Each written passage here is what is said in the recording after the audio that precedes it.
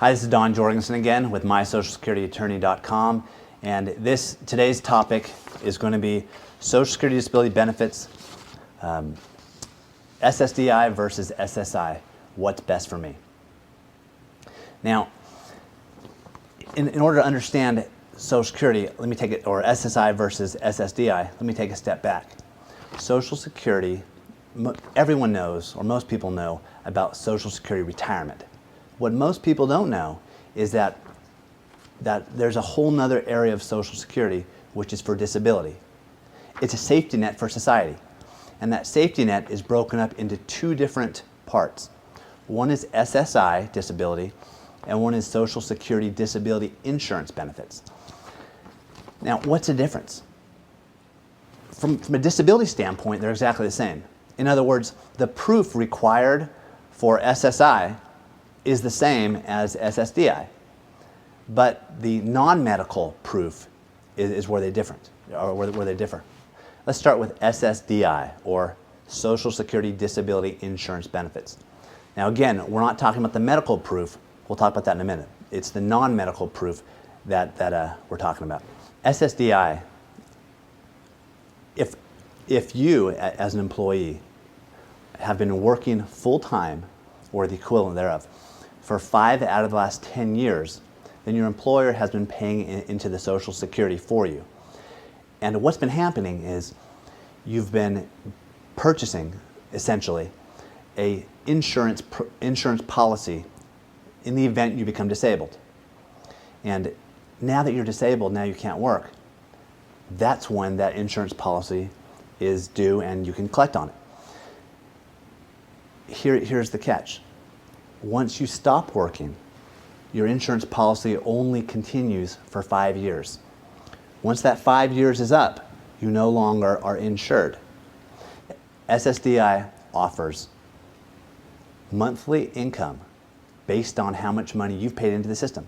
It could be anywhere from a couple $100 all the way up to more than $2,000, depending on how much you were paying over the last 5 to 10 years of your career.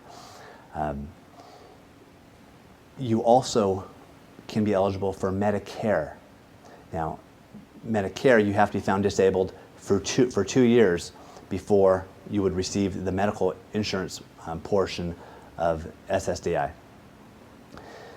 Other than that, those are the main things you receive: the monthly income and the medical insurance. But if you're like most people, what you really want is good medical insurance and enough money to survive each month. That's what SSDI will offer you. So if you've paid into the system, then you would qualify non-medically. Now, step away from that for a minute. What is SSI? SSI stands for Supplemental Security Income. It's just that, it's a supplement. And so if you have income coming in from somewhere else, then the amount of money SSI pays would be an offset. In other words, you would receive that much less from SSI.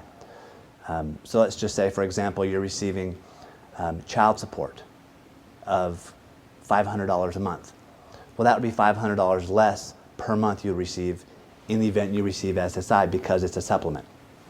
Okay, but how do you qualify for SSI? For SSI, it's a need-based program.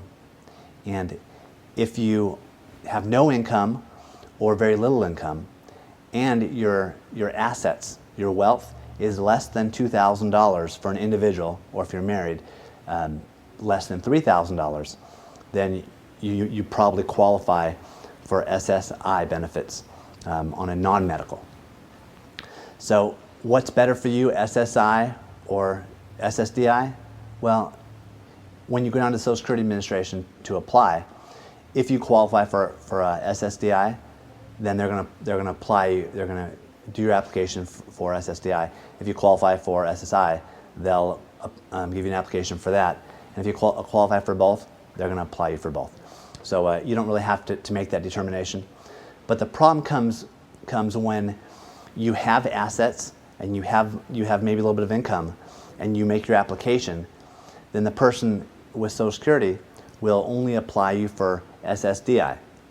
But then if your situation changes while you're waiting for the decision, and now you have no income, you've sold everything, then now you would qualify for SSI if you applied. If your situation changes, in other words, then you need to make sure and go down to the Social Security Administration and make sure they have an SSI claim pending for you also. You can have both claims going at the same time. You can have one denied and one approved. That's not uncommon.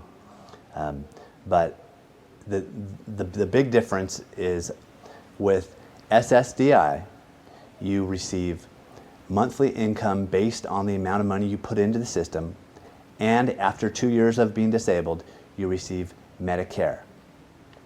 Now, SSI, you receive your monthly income and Medi-Cal, which is California's version of Medicaid.